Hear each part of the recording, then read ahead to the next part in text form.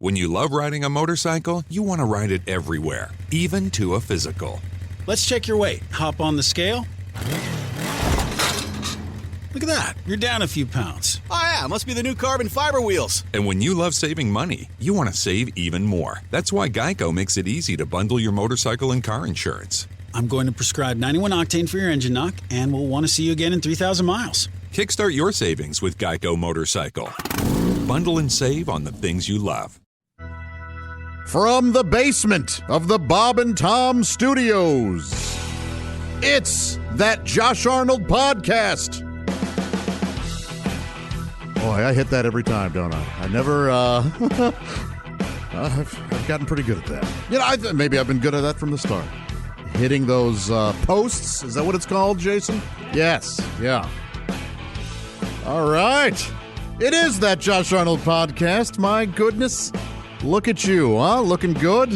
Hope you're feeling well. Heck of a show this week.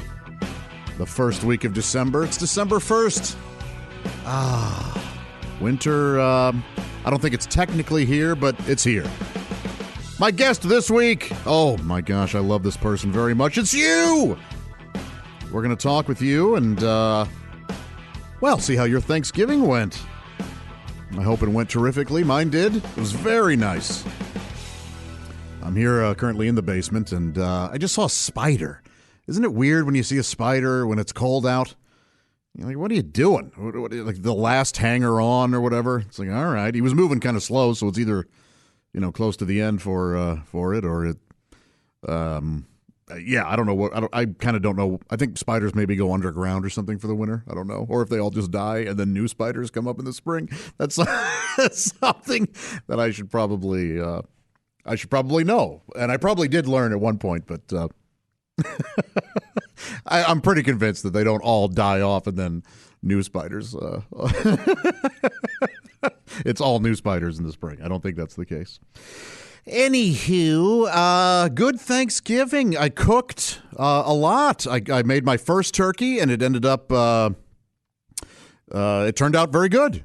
Perhaps a little overcooked, and the reason I say that is I think I cooked it I was told 13 minutes per pound, and I had a 15-pound bird, and so I did the math, of course, on my calculator. There's no way I could do it in my head, and I cooked it for that amount of time. And when I checked the temperature at the end of that amount of time, they say you want your bird to be about 165. I was at like 200. So that seemed much hotter than I needed to be, but it wasn't dry. It wasn't dried out, and it sure tasted good. And boy, it had a nice golden, crispy skin. I was really happy with it. So I hope your turkey, if you had one, turned out good as well. And I've got to be honest, it's been leftovers palooza at my place. I cooked a turkey, and I made stuffing and mashed potatoes and sweet potatoes, and then and those were all, you know, from scratch, as it were. And then I cheated a little bit with I made frozen peas. But I love frozen peas, and then the gravy I got jarred gravy. But hey, you know, maybe next year I'll try making my own gravy. But it worked out very well this year, and yes, a very nice Thanksgiving. And I've literally had Thanksgiving leftovers. Oh boy, what are we on day 6 now? And I think my body's slowly shutting down. But I'll eat something different today. Well, you know what? I've got my last leftovers, I think, today. I could finish it all off. Well, not the turkey.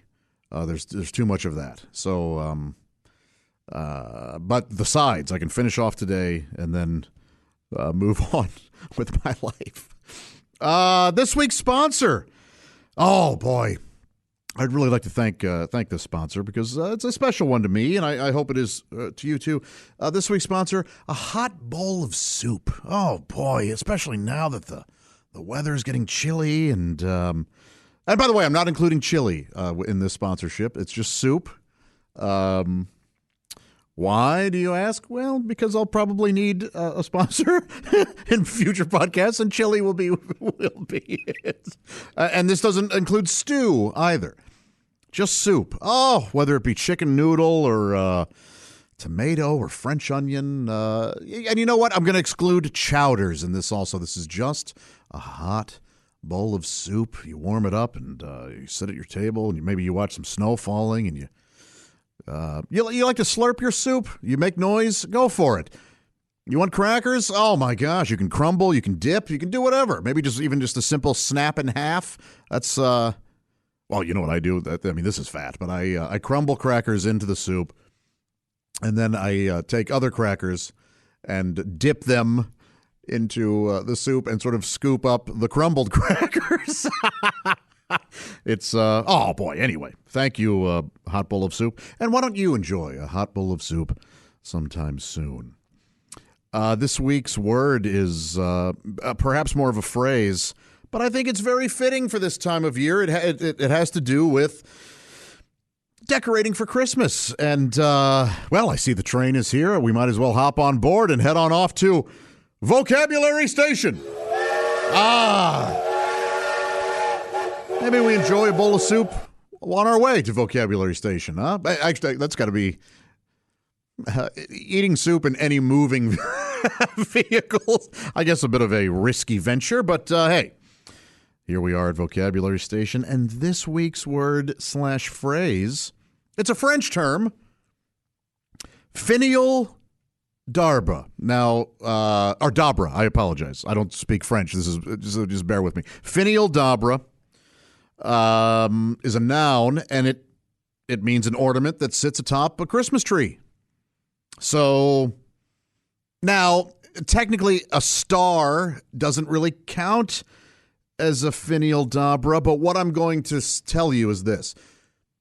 I think you can use it for anything that's going to sit atop your Christmas tree. Why? Because I think it's funny for you to go, honey, where's the finial d'arbre? And then d'arbre. And then when they go, what the hell are you talking about? You go, the star, the whatever we're putting on top of the tree, the angel, the maybe it's an actual finial d'arbre, which is, you've seen them. They look sort of pointy, and they've a lot of times they have sort of ornate leaf type structure, and you've certainly seen them on maybe fancier Christmas trees, fancier than mine. I've just got a star that lights up.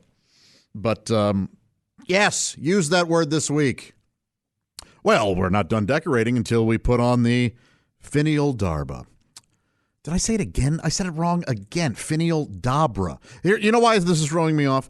Because the French spelled it with two R's. And so it's D''ARBRE, which just means tree or of the tree, essentially. So, well, we all Arbor Day. This all makes sense. But they don't pronounce that R that we would. They just pronounce the second one. So d'arbre. Ugh. The French... what's the old Steve Martin joke? It's like they have a different word for everything. Finial. And a finial is a knob or some sort of any kind of decorative structure that caps or ends something. So maybe at the top of a banister or a bedpost or the top of a lamp. You have finials all over the place. Finial d'arbre, the tree topper. How about that? Use it and let me know how that goes. And yeah, let me know if you're called a pretentious a-hole when you do use it. Oh boy, it's been a pretty nice week. Well, why don't I get right to telling you about what I enjoyed this week? Well, look at that. There's a Christmas tree sporting a finial d'arbre walking down the street right there. This is my new thing. Whatever it is, I did it for, Halloween? I think I did it last week for the turkey. Any holiday, it's just going to be the main symbol of that holiday, walking down the street. So, a Christmas tree, I can have a big, thick tree walking down the street. That's funny. In case you didn't realize that it was meant to be funny, I'll just tell you, that's funny. With the nice, shiny finial d'arbre on top, and, looking, well, he's walking quite proud, isn't he? He knows he's the symbol of the next few weeks. How about that? What was this segment again? Yes, what I enjoyed this week. This week it's a little different. I often talk about movies I like or music or books. Well, this week, and it did kind of strike me as a surprise where I went, oh, you know what? I really enjoy this, and I think this could be what I enjoyed this week. I saw a lot of movies over the holiday weekend and really enjoyed them. What did I watched Go West with the Marx Brothers, a Marx Brothers movie I hadn't seen and had quite frankly heard that it wasn't that strong, but I have to tell you, I laughed the whole time. I loved it. And I watched a handful of good movies, but I listened to good music and I read. But the thing that I really enjoyed this week was a photograph, and it reminds me that photographs, they're so common, and we're taking pictures all the time with our phones, and we're posting them on social media. But you really do it's easy to take for granted the power of a picture. Photographs can tell, just one snapshot can tell quite a story. And, it's when you look at pictures, you should really take a little more time with it. Really study it. Why was it framed in that way, and what is it trying to evoke? And, like any good art, and photography certainly is art, it's just, it can be really fascinating. And again, we look at so many pictures all day, every day, and we take so many that it's easy to forget that it's quite a powerful medium. So anyway, the photograph that I just couldn't stop looking at the other day, and I'm going to, you know what? I'll post it on my Instagram today as well, in case you haven't seen it, or so that you can see it. It's a picture of two celebrities, kind of at the height of their stardom, and two unlikely celebrities. Unlikely in that you may not assume that they ever would have spent time together. It's Dolly Parton and John Belushi, and they are sitting at a table, kind of a fancy table, with some nice looking silverware and glassware. And Dolly looks gorgeous. She's wearing sort of a light sheer dress, and she's got her big blonde hair and a lot of jewelry, and her nails look great, and she's got this huge smile on her face, and her arms are wrapped around John Belushi, who's looking much more casual with a sort of a trucker's hat on. He does appear to be wearing a suit coat, like a sport coat, but he may also have jeans, and he's smiling, and his eyes are closed, and he's squeezing her back, and in return is what I mean, and they both look like they are having a ball and that they are thoroughly enjoying each other's company. And I tried to do a little research on the picture. I guess it was in the late 70s. And they had been at a concert or something. I would imagine a lot of celebrities were at this concert, and then afterwards there may have been some sort of gala or party, but my gosh, these two people who bring so much joy in different ways. And, there's also this sort of kind of a sly, naughty, nice dichotomy to this picture of, Dolly Parton can be quite sassy and self-deprecating, and she has a wonderful sense of humor. And but you don't assume that she's the rascal that John Belushi is.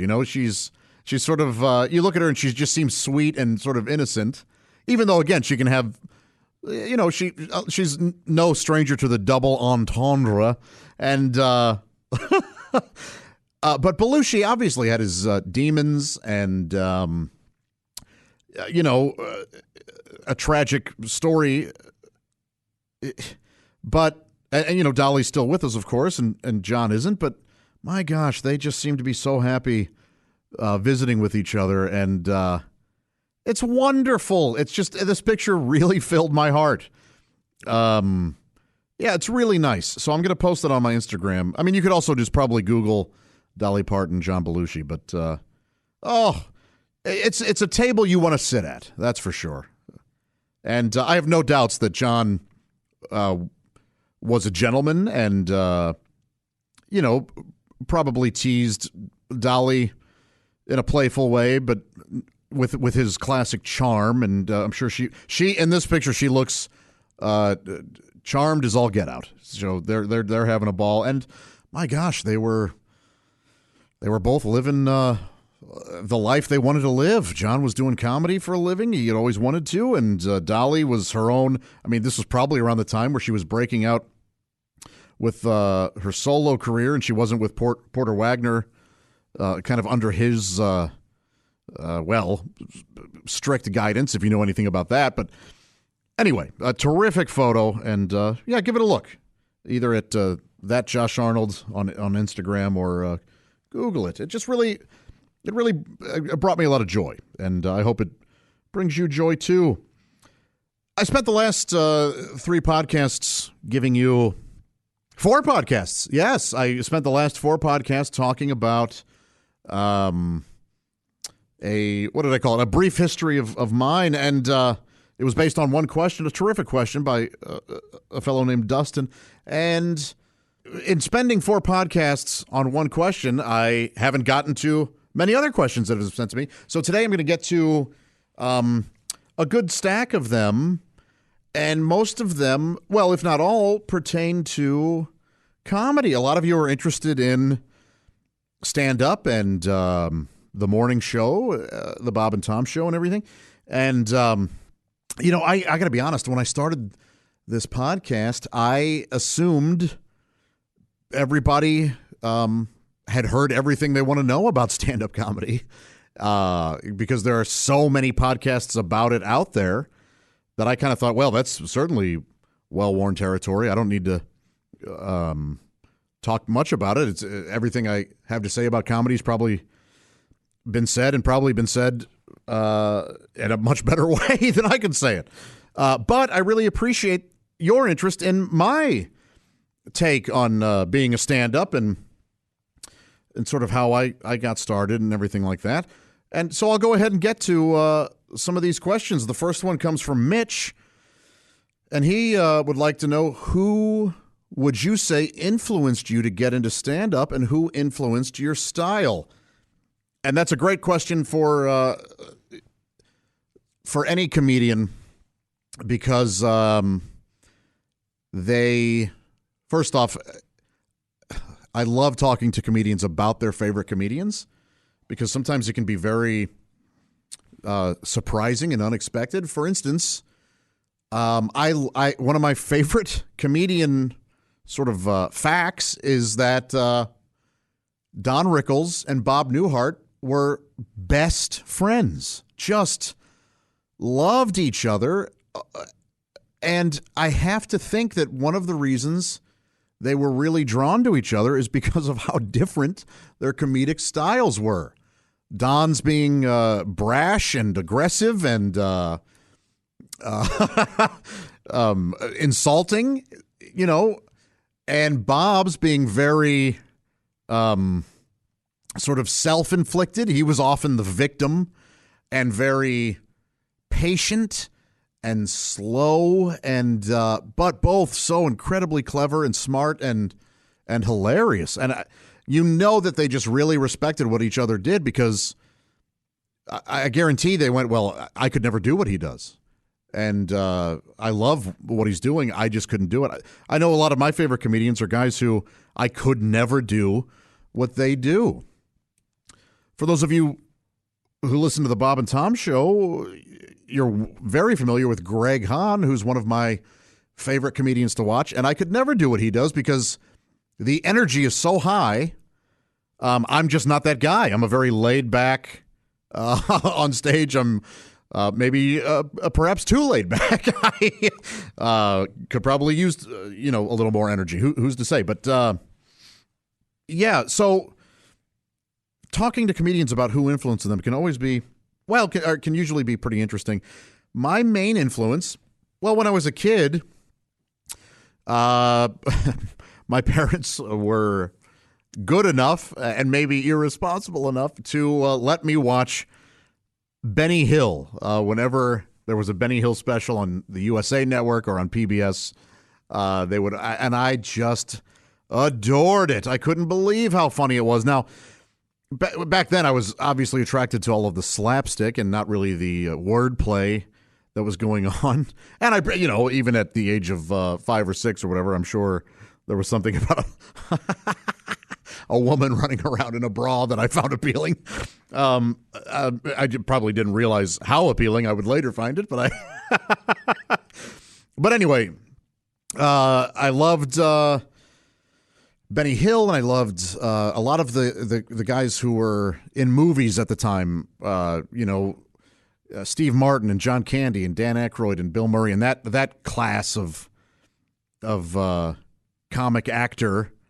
And then stand-up wise, I loved Stephen Wright, and there was I would watch pretty much anything that my parents were watching, but I liked the guys that I got. You know what I mean? Carlin I didn't get as a kid, so he wasn't a favorite as a kid. And guys like that. But I liked, oh boy, I mean, I got to give this guy credit because he has a joke that when I was a kid, I couldn't believe how funny it was. Now, if I were to go see him, I would, you know what? I bet I would really appreciate it. I would really think, I'm talking about Yakov Smirnoff. And I just remember he had a joke when I was a kid. He said, in that thick Russian accent, that sort of gee whiz, fresh to America attitude he had. He said he recently quit smoking cold turkey, and now he only smokes ham. And I'm telling you, 8-year-old Josh Arnold thought that was the funniest thing he'd ever heard. He couldn't believe how good that was. Would I laugh at that today? Yes. Are you kidding me? But I would kind of laugh for a different reason. But not laughing. I would still laugh with it. Don't get me wrong. But I think I would laugh at it at how silly it is, as opposed to back then how I couldn't believe how brilliant it was. But my main, when I finally decided, you know what, I'm going to give stand-up a shot. It was, and I'm not talking about the stand-up I did in school, because I did a lot, in grade school and junior high and high school. But when I really decided, hey, I'm going to go to an open mic, when I decided in my adult life to try to give stand-up a shot, it was all because of one comedian and one special that I watched. And I remember it was late at night, and I turned on HBO, and the special was about to start. And I go, oh, I had heard some of this guy's stuff, and I liked it. I'm going to watch this special. And the rest is history. It was Robert Schimmel, and the special is Unprotected, and you can still get it. And I was just blown away. It's so funny and so honest. And what I loved, one of the things I've always loved, I like blue humor. I'll be honest. I like dirty jokes, and I like inappropriate humor. And the thing about Schimmel is, and Tom Griswold actually put it perfectly one day. He said, Robert Schimmel is the cleanest, dirty comic you'll ever see. And what he means, and he's exactly right, is nothing feels gratuitous. Schimmel's, he'll cuss, and he will talk very frankly about sexual things, but it all feels real and honest, and he's not doing it to shock, unless he's doing it to shock. And what I mean by that is sometimes he'll be inappropriate just to get you totally know that he wants to make you laugh first. So he's not just being shocking for the sake of being well, it's all right. It's hard to explain. He knows very well what he's doing. He's not just he's not trying to shock out of laziness or just to get a response. He's he's thumbing his nose at the audience a little bit, going, "Hey, I'm going to shock you, and wasn't that kind of fun? And let's move on to the real stuff again." Like, so it's really masterful, and the main thing is I laughed and laughed a lot, and I got to see him before he passed away at a small bar called Mississippi Nights in St. Louis, and I got to talk to him a little bit afterwards. And he signed my copy of Unprotected. I ordered the DVD, and it was great. And watching that, I went, that's what I want to try. And he certainly influenced my style. He certainly, when I first started, man. And you know what? I bet if I watched, it's been a while since I've watched like video of my most recent stand-up act. I bet I could probably go, oh, I'm doing Schimmel there. Or that's a face that he would have made or whatever. Like, I bet it's still in there, even though I think I've come into my own. Well, I certainly have much more than I've got my own voice more than I did when I first started. But anyway, he absolutely influenced my stand-up style. And also, Dennis Miller was a big influence, and not so much. He does a lot of political comedy, and I don't. So it wasn't so much like that, but it was more in his attitude of let the audience, don't talk down to the audience. Let the audience come up to you, to your intelligence level, and let them. And if they don't get a reference, that's fine. They'll get the next one. That kind of thing. Don't. I always found that very respectful of Dennis Miller. Some people think it's kind of snotty. I don't. I think it's the opposite. I think it's, hey, I'm giving my audience the benefit of the doubt that they know what I'm talking about and that they can keep up. I think that's great. So yeah, and he also there's just a technical thing. I don't take the mic out of the mic stand. I just stand up there with a lot of times with my hands in my pockets, and I think I got that from watching Miller. Another Miller who influenced my comedy was Larry Miller. Larry Miller to me is the king of telling a story. And well, for instance, he has a half-hour special out there, and in 30 minutes, he does two bits. The first 15 is a bit about drinking, and the second 15 is a bit about skiing. And they're loaded with jokes. There's not a word out of place, but they're cohesive stories. And that's a skill, and that's something that I'm really trying to get better at. Quite honestly, and I should be watching more Larry Miller. He's also, I've mentioned this before, I think influenced this podcast more than anyone might be comfortable with. If you accused me of cribbing his outline, I would plead guilty. So, good question, Mitch. Thank you. And John wrote in asking, could you discuss your technique for writing comedy? I've been watching Jerry Seinfeld's show, Comedians in Cars, getting coffee, and I realized there's so much more to comedy than just jokes. Yeah, I mean, that's astute of you. There are plenty of people out there that still think, and I hate to ruin this surprise, or I hate to ruin this, but you might be surprised to know that a lot of people think when they go to see a stand-up comedian that person is going up on stage and just talking about what's in their head, and that they've never said, they think they've never said those things before. That's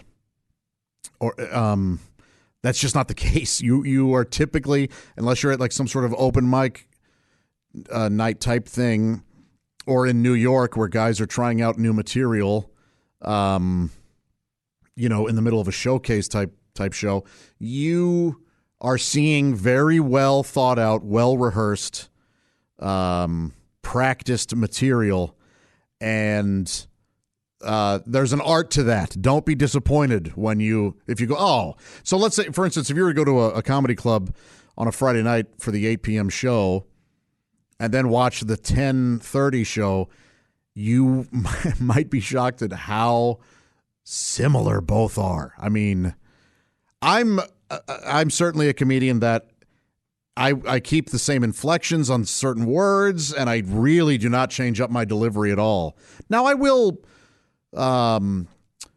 I'm pliable to the audience. You know, if the audience is responding a certain way to a certain type of material, I'll change things up, or I'll, if an audience is a bit more relaxed, not, howling with laughter, but they're still clearly enjoying themselves, my energy might stay softer. Whereas if I'm in a sold out show and the place is rowdy, my energy will match the audience a little bit more. That's just how I perform. A lot of performers do the opposite. They're terrific at. They put out an energy that the audience then picks up. I tend to pick up my energy from the audience. So, just different styles. Writing is a tough thing to talk about because I don't write my jokes in the same way. Sometimes they'll come to me out of the blue. Sometimes I'll actually sit down and go, man, I was thinking about how funny, whatever, this is made up, but fast food drive-thrus are, and what can I say about those? And I'll actually try to write out some jokes about that. My favorite type of writing is writing on stage, and that is just kind of riffing on it. So if I have 2 or 3 jokes about, let's say, drive-thrus, I'll just start talking about them, and maybe I won't find a joke, or maybe I'll find what ends up being the best joke in that bit about drive-thrus. I love writing on stage. It's a lot of fun. And that's an interesting thing about stand-up. It might be the only thing out there where in order to get better, you have to fail publicly. You have to be bad in front of an audience. If you're a musician, you can practice your guitar and behind a closed door for hours and get better. If you're a comedian, you can't get better unless you're sucking in front of people. It's a weird thing. And it's a painful thing. You have to do bad in front of an audience in order to get better. Now, you don't go up going, I've got to do bad tonight. No, you go up thinking you're going to do good. You think that the jokes that you have are really going to work and that they're funny and that they're clear, they make sense, and that they're universal. And sometimes you find out nobody knew what I was talking about, or if they did, they didn't think it was funny at all. It's a weird thing. I'd be hard pressed to think of anything else where you have to fail publicly in order to get better. You could maybe argue sports, but even it's tough to say. But stand up is absolutely that way. So my writing process is kind of all those things. Sometimes I sit down and write. Sometimes I just think things will just come to me, and then sometimes I'll write while I'm actually on stage, and that's a lot of fun. All of them are fun, but I think that's my current favorite. DJ wants to know what I find more challenging: writing jokes to perform alone during stand-up, or writing jokes on the fly during the Bob and Tom show. For me, what's more challenging, writing jokes for stand-up, because you have to hone them and you have to perfect them and you have to. I mean, they're always sort of growing and changing, but they have to work, and they don't always work right off the bat. Now, when you're writing jokes, when you're improvising jokes during the Bob and Tom show, which is what I do, they don't always work. But when they don't work, you're on to the next thing in like 30 seconds. So you don't have to focus on that anymore.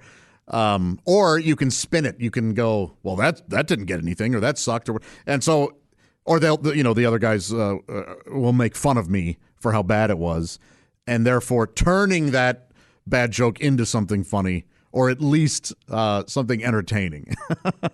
So it's more challenging to actually work out a bit for stand-up for me than it is to just improvise right off the top of my head, because you're either way, you're taking risks, but oftentimes the strikeouts or during the morning show quickly forgotten. Yeah, so that's a very good question, DJ. James writes in. Oh, this is very nice, James. He says, how has your elevated status, thank you very much, as a host on the Bob and Tom Show affected your stand-up performances? First off, bravo, James, for using the word affected, A-F-F-E-C-T-E-D, and not impacted. I hate that. Maybe you know that, but impacted should only be used when you're talking about teeth or meteors. The reason I think impacted is used so often is because people don't know the difference between affect and effect. It's simpler than you think. Effect with an E is a noun, so the special effects were great. Affect is used just the way he did. How has it affected? Or so I guess you could argue, you could say the affect causes the effect, or you can just use impact. So no, I think that made sense. Anyway. How has your elevated status affected your stand-up performances? I'll tell you this. They have gotten both they've gotten easier in some ways, and they've gotten more difficult in some ways. They've gotten easier in that audiences are now coming a lot more often are coming to see me as opposed to just seeing a comedian. When an audience goes out to a comedy club and they don't know who the comedian is, they need to get to know them a little bit from watching them and listening to them. And if an audience already kind of knows who I am, they're going to probably appreciate more of my jokes because they know where I'm coming from more so than somebody that they just that they're now meeting for the first time. So if I have a particularly silly or maybe even kind of a harsh joke, they know, hey, we know this guy. We can trust him. He's being silly or he's being playfully harsh. But if somebody doesn't know me in the audience and I tell jokes like they go, well, this guy's just wacky, or does he really think that's funny? Or, oh, he's mean. No, I mean, and also audiences that know me tend to be so therefore they're kind of more generous. They're going to let me get away with more because they ideally already think I'm funny. Otherwise, they wouldn't be there. And yeah, so they're gonna let me slide a bit more. Now, what's made it more difficult is I get heckled way more than I used to. Because for the same reason, people know me and they know what I respond to on the air, and they know they feel like that we're friends and they can just shout out and talk to me. So it's still considered heckling, even though most of the time it's not negative. It's usually a reference to the Bob and Tom Show, or it's they'll just yell out. I mean, sometimes it's negative, but it's not. So they'll yell, "Hey, fat ass," or whatever, which is weird. But they hear Tom do it. Granted, he usually does it in a more clever way than that. But and so they're just in on the joke, and they want to be a part of it. But yes, I get heckled a lot more than I used to. And what I do now is I try to embrace it. When you first start off comedy, the heckler is your worst nightmare because they're interrupting you. They're not, they can look, hecklers are difficult, whether they're negative or positive. And there are different types of hecklers. There's the heckler that doesn't like you, the guy that's going to yell out, "Not funny," or "You suck," or whatever. There's that's one type. The other type are the hecklers who think they're helping you. And you'll get, every comedian gets this, where somebody will shout out and the comedian will respond, and it will get a very big laugh. And after the show, that heckler will come out and go, "Hey, I'm the one that yelled out. I sure made that funny for you, didn't I?" No, you didn't. You did not at all. Here's what you did. I was bench pressing, and you threw 50 extra pounds onto the bar as I was bench pressing. And guess what? I lifted it up and I kept bench pressing. So all you did was give me more work. You made it harder for me, but because I was able to do it, you think that you helped in some way. You didn't. I had to I had to do the heavy lifting there. So please don't ever have that well, it's a fallacy. You didn't help. Yes, it may have been the biggest laugh of the night, but it's because the comedian spun it into something funny. You interrupted them. Now, like I said, I have grown to embrace. Oh boy, this is probably a dangerous thing to say. Also, I'm telling you now, don't heckle. But I also say, hey, I've grown to embrace it. That doesn't mean I want you heckling. All right, do your best not to. But when it happens, I try to look at it as an opportunity and not an obstacle anymore. And I'm trying to find Ryan's question. Ryan wrote in asking, do you have a story of just destroying a heckler? And I don't. I mean, I've definitely done it, and I've done it successfully. But here's what happens sometimes. When you're heckled and you go after the heckler, audiences are very, very fickle. They want to see you destroy the heckler, but only to a certain degree. They, if you go too far, and you never know what this line is, you don't know until the audience shuts down on you. So, in other words, you don't know where the line is until you've crossed it, and it's kind of too late. So, at least that's how it is for me. So, when somebody heckles and you go after them, there is a point where you can go after them too much, and the audience then goes, you know what? That's too much. We're not on the comedian side anymore. And they were never really on the heckler's side, but they will defend their own. And a heckler is part of the audience. And you can get to a point where you've done too much.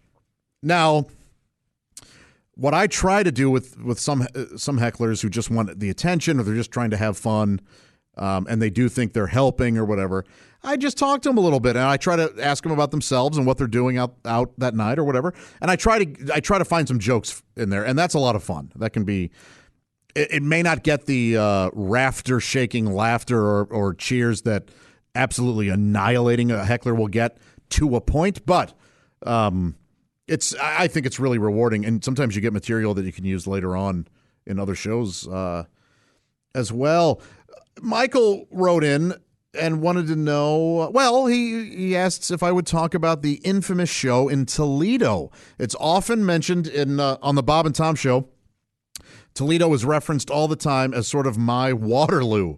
And, Michael asks what exactly happened. Well, I'll tell you, I was fairly new to doing road comedy, meaning performing stand-up in cities other than where I lived. And I had just done my first Bob and Tom appearance. And it went pretty well. I was in there with Greg Warren, and we were on our way to Toledo when we stopped in Indianapolis to do the Bob and Tom show. Yeah, I may have a little bit of the time. It may have been like the next week we were doing Toledo. Anyway, I had just come off a pretty good first appearance on the Bob and Tom show, and was now going to open for Greg Warren in Toledo. I was going to do 25 minutes after the MC and before him. So we get there, and my gosh, the club is beautiful.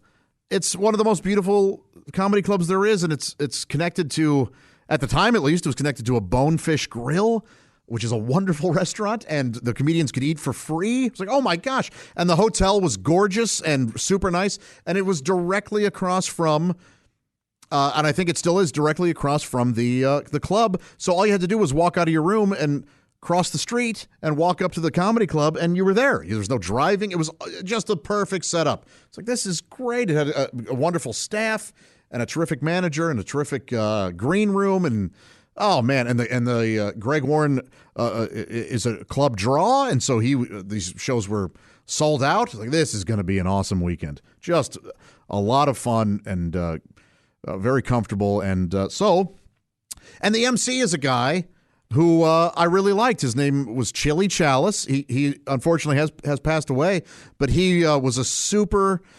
charming, likable comedy veteran.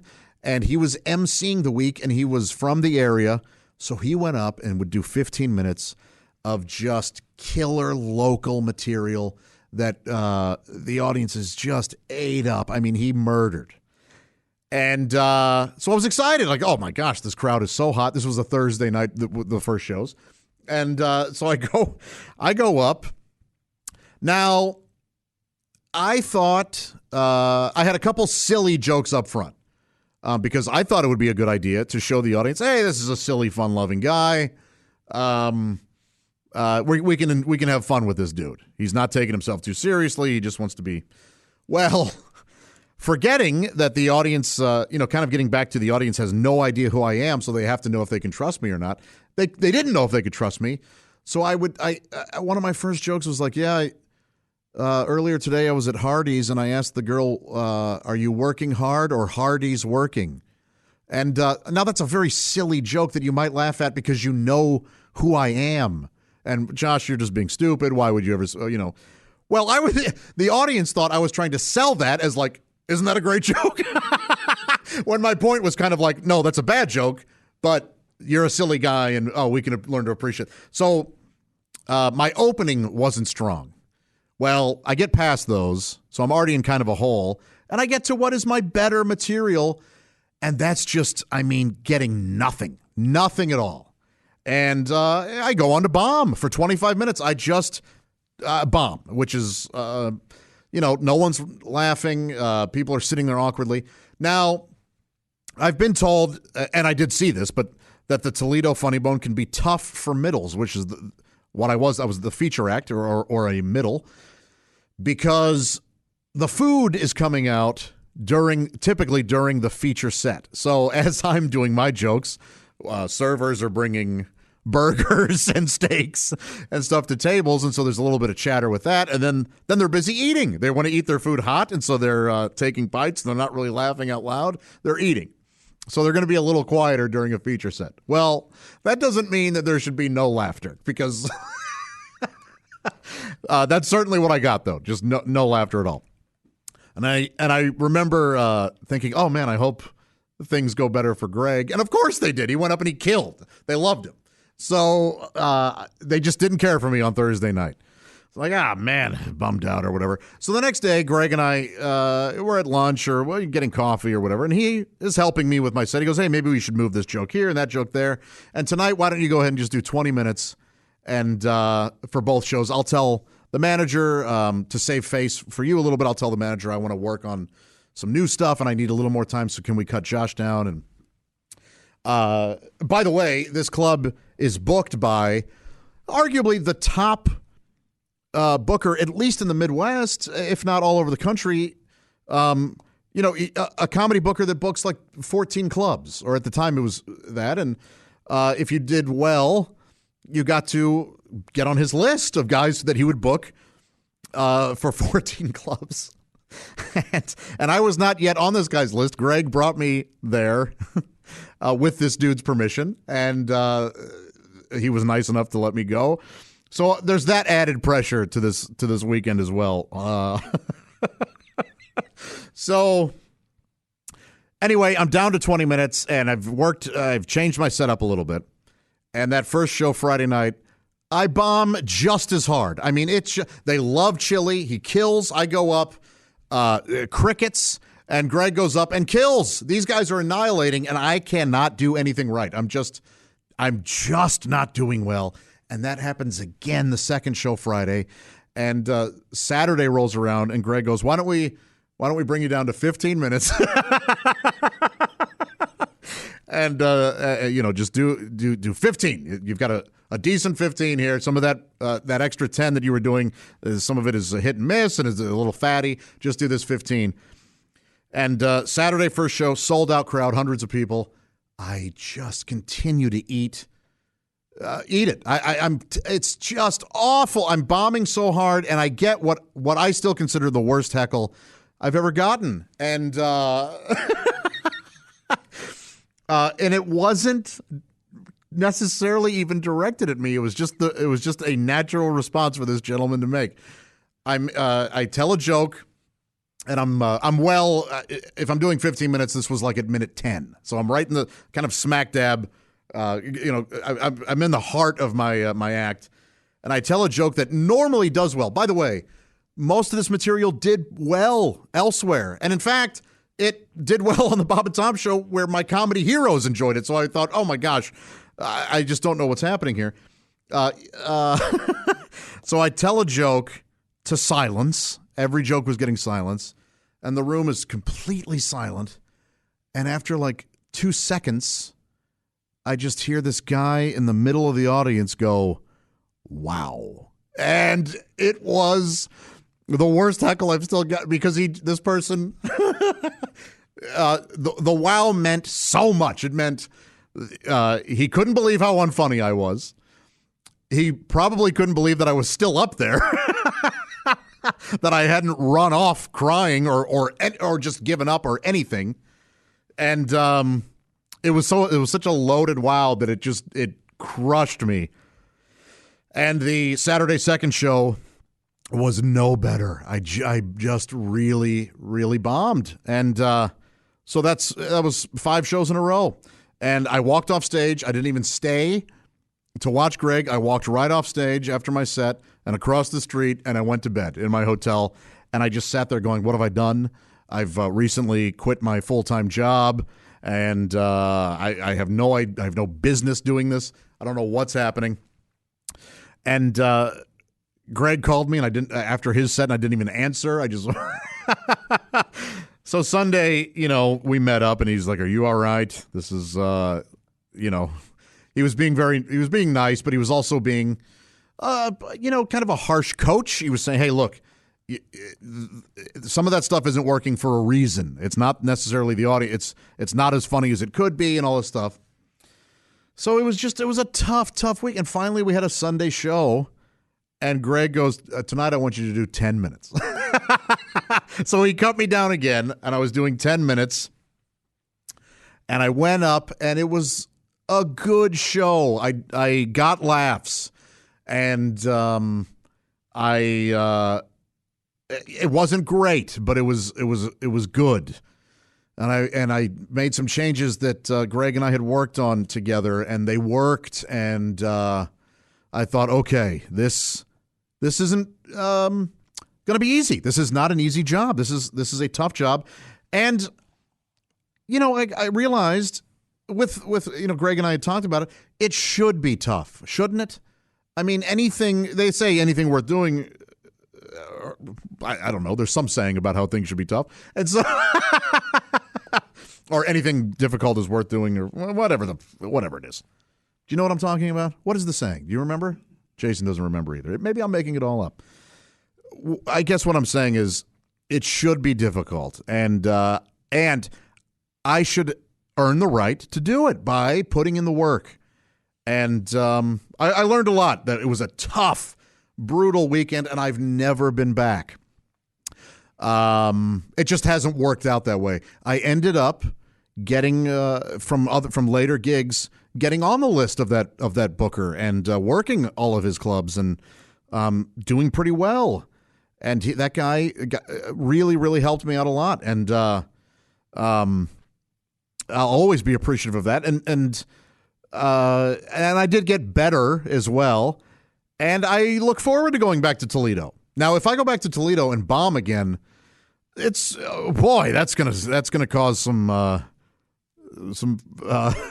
some issues. But I do look forward to going back and hopefully giving the audience a better time. That's one of the things. I mean, yes, it hurt me because I wasn't being accepted by the audience. They didn't care at all for what I was saying. But it bothered me that I didn't show them a good time. That's always my goal in doing comedy. I want the audience to have a good time. It's not an adversarial position. It's not me versus them. we're all in this together, and I want to show them a good time, and I was just disappointed that I couldn't. And I was hurt that they, again, my feelings were hurt, my pride was hurt, but I always want to show the audience a good time. And real quick, boy, I'm just going through the stack here, making sure I didn't miss anything I kind of wanted to talk about this week. Writing jokes, that's good. Yeah, boy, this has got to be exciting, huh? Me thumbing through my notes. You know what? Here's a quick question I can answer for those of you who listen to the Bob and Tom Show. Dave wants to know if we have any plans to finish the 69 song. Now, I'm going to give you a little peek behind the curtain here. A lot of you might not know what the 69 song is because it's something that often happens during what's called the local break. We broadcast. Is this all fine to talk about? We broadcast out of Indianapolis, and we come back on the air in Indianapolis only for a minute, 30 seconds, 15 seconds, whatever, and then we go to the national part of things. So sometimes when you hear us coming back from commercial, we're already laughing, or somebody might be saying something, you go, what are they talking about? It's because we were laughing about something that happened in that Indianapolis section or that was being discussed then. So oftentimes you're not missing anything. But anytime that the weather in Indianapolis is 69 degrees, Chick and I would very douchily hoot and holler and make noise. And I would start singing the 69 song, which typically goes something like, what we do, babe, is you lay down and I lay down. And the joke is Tom always stops. He goes, all right, that's enough, you child, you moron, that kind of thing. Well, Dave wants to know if we're actually going to finish the 69 song. And the answer is no, because, he says it appears to irritate Tom. I think it would be great to finish it and really bug him. Well, it bugs him enough, and the joke to me is that we never get to finish the song, and why should we? It's ridiculous. So I appreciate you wanting to hear a full-length finished version there, Dave, but it's not good. The fun for me is getting cut off. I like that. John asks, how are you and your comedian friends handling not being able to do stand-up during this COVID scare? It's tough. Not so much for me. I've got the morning show, and my gosh, I thank God every day that I do. It scratches the creative itch, and it keeps my lights on, and man, oh man, I'm just so thankful to be working. A lot of my comedian friends are doing their best. They are doing Zoom shows, or they're, working for 25% capacity audiences, and they're doing what they can. So for the most part, they're doing okay. Some of them are working other jobs during this, and it's only going to make their comedy better, because when you have a job while you're being a comedian, you can relate more to an audience and talk about different things. So it's tough. It's a very tough situation, but it's going to get better, and I think there'll be some really good comedy that comes out of it.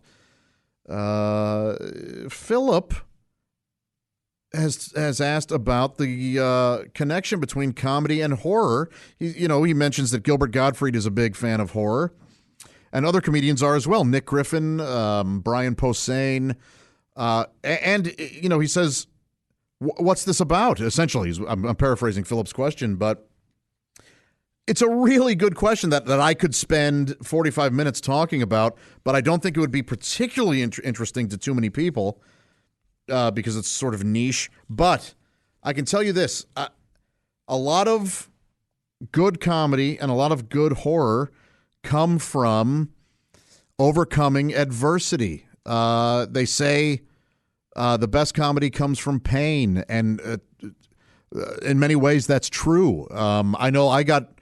one of the reasons I probably got funny was as a defense mechanism, to be accepted, to deflect, potential bullying or insults. That's a very common story with comedians.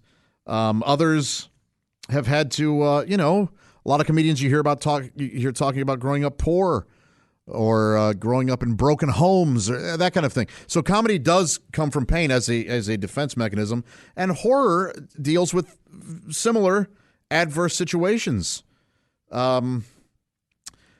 Horror and comedy also elicit involuntary responses. Things scare you, and you just feel scared. You can't necessarily control it. It's the same thing with laughter. You find something funny and you laugh. You don't decide, I'm going to laugh right now.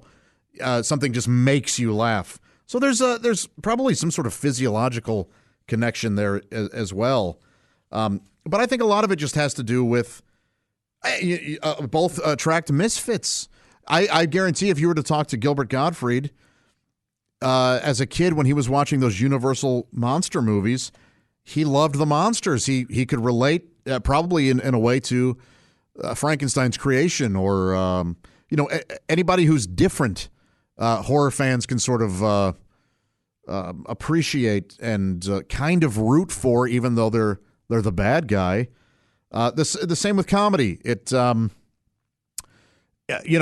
lot of misfits take part in comedy, and it's you can find a community of I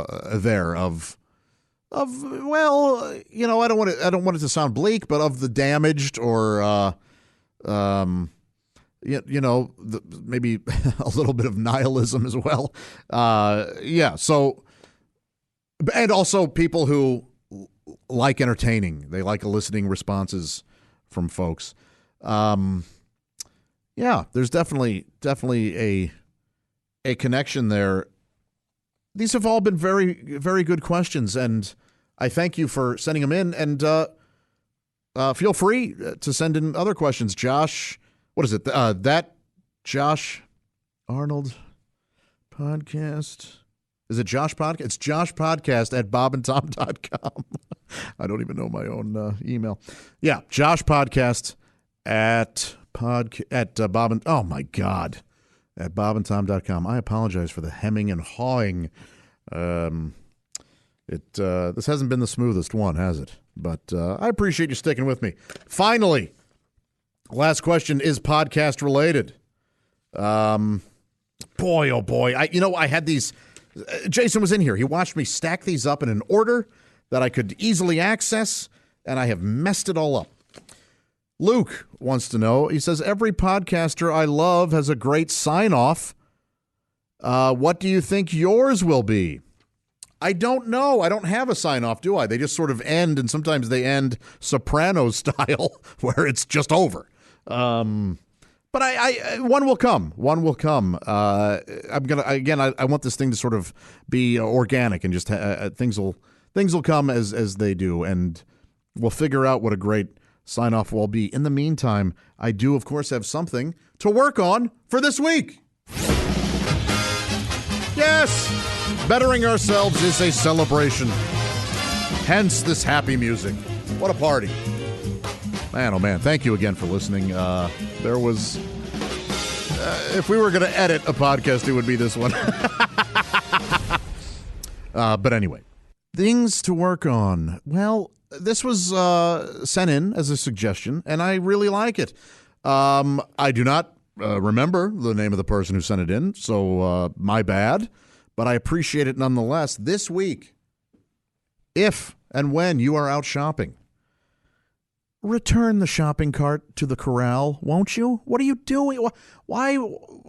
The people who leave them between cars or haphazardly just outside of the store there, come on. It only takes a few more steps to take that cart and tuck it into the corral. And I find it satisfying. You know what I like to do? And I like to sort of see if I can push the cart not only into the corral, but into the back of the cart that's there and see if it fits together. You know what I mean? See if it slides right in. And guess what? If it doesn't, and it kind of bounces halfway out of the corral, I fix it. All right? I'm not a savage. I don't just leave it there. I know some of you have kids and you're shopping with them, and you're trying to get them in the car and everything, and maybe you dropped the milk, and then your phone fell out of your pocket, and you go, you know what, enough of it. The cart can stay where it is. All right, but look, this week, just try to put it back. Try to put it into the corral. All right, the grocery store workers are they're working hard. Some might argue they're putting their lives in danger these days. Make it easy on them, okay? I think you'll feel better when you put the shopping cart into the corral. And since we're still working on a sign-off, I got to come up with something. But since we don't have one now, see ya.